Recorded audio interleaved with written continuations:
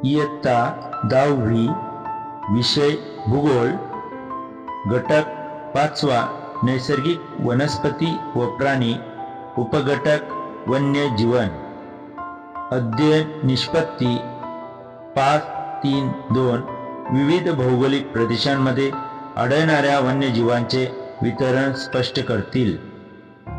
श्री मिलिंद दत्तात्रय नांद्रे, उपशिक्षक, Shalarth ID 04 DED NMD M 8402, mobile क्रमांक 7588 51 73 11, शाळेचे नाव माध्यमिक विद्यालय घाणेगाव, UDIS कोड 270 20 20 9102, केंद्र मसाळे, तालुका साक्री, जिल्हा धुळे।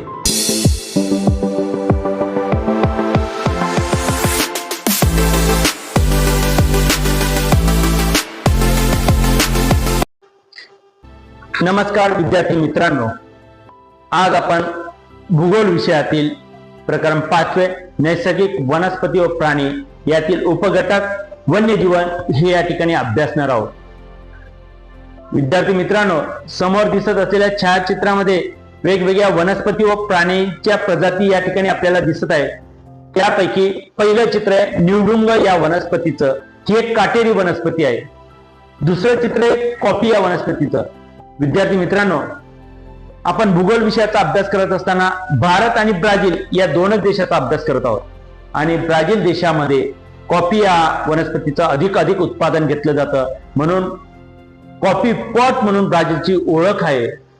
तिसरं चित्र आहे साग या वृक्षाचं, चौथं चित्र आहे न्यूओ नेग्रो या पक्ष्याचं आणि पाचवं चित्र बिबट्या हा वाघाचा प्रकार आहे आणि सहावं चित्र आहे ॲनाकोंडा हा सापाचा प्रकार आहे।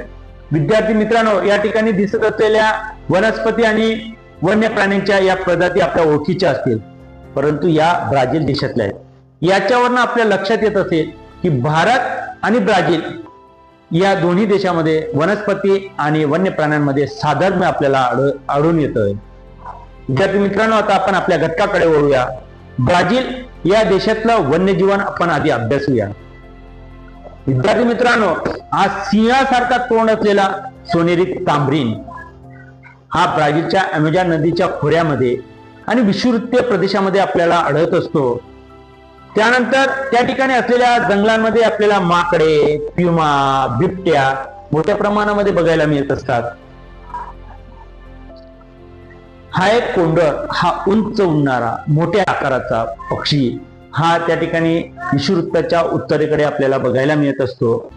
ही आहे खार, हिला आपण भारत देशामध्ये खारुताई म्हणून ओळखत असतो आणि या ठिकाणी असलेल्या घनदाट अशा वनस्पतींमध्ये आपल्याला ही खार त्या ठिकाणी आढळत असते।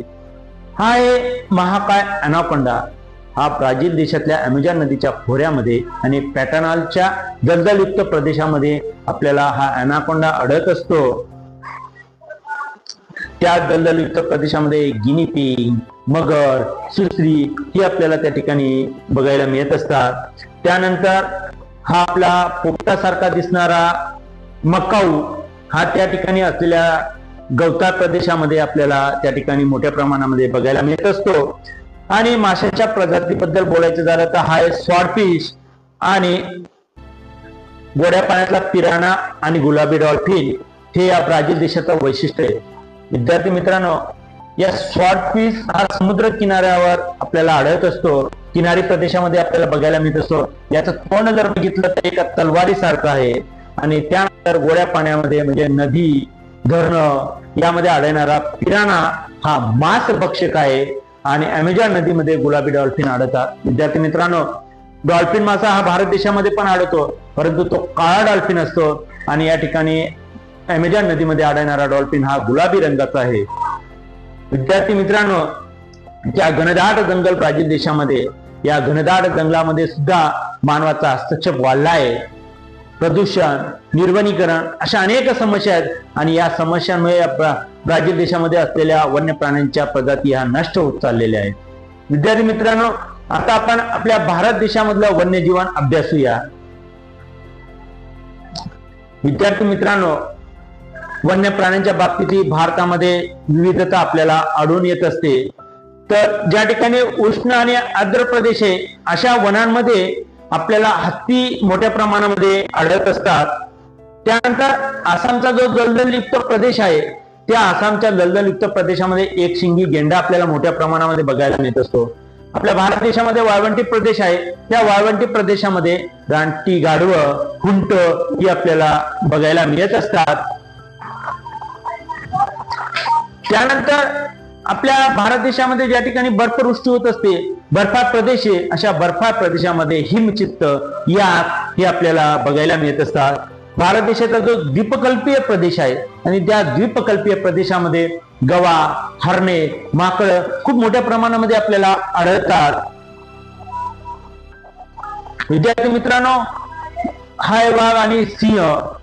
विद्यार्थी मित्रांनो, भारत हा जगातला एकमेव देश आहे की या भारत देशामध्ये दोघी प्राणी आपल्याला आढळतात. जगामध्ये कोणताच देश नाही की दोघी प्राणी त्या देशामध्ये आढळत असतील. जिथं वाघ असेल तिथं सिंह नाही, जिथं सिंह आहे तिथं वाघ नाही. परंतु भारतामध्ये दोघी प्राणी आढळणारा भारत हा जगातला एकमेव देश आहे आणि हा घनदाट जंगलामध्ये आपल्याला वाघ आणि सिंह बघायला मिळत असतात. त्यानंतर समुद्र किनारी प्रदेशामध्ये आपल्याला कासव, मगर, सुसर ही प्राणी आपल्याला आढळत असतात.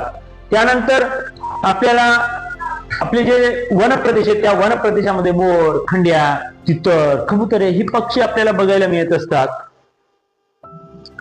त्यानंतर आपल्याला विविध रंगी पोपट सुद्धा आपल्या भारतामध्ये मोठ्या प्रमाणामध्ये आपल्याला आढळत असतात. जिथं नद्या आहेत, धरणं आहेत, अशा पाणथळ जागी आपल्याला बदके, बगळे आपल्याला मोठ्या प्रमाणामध्ये आढळत असतात.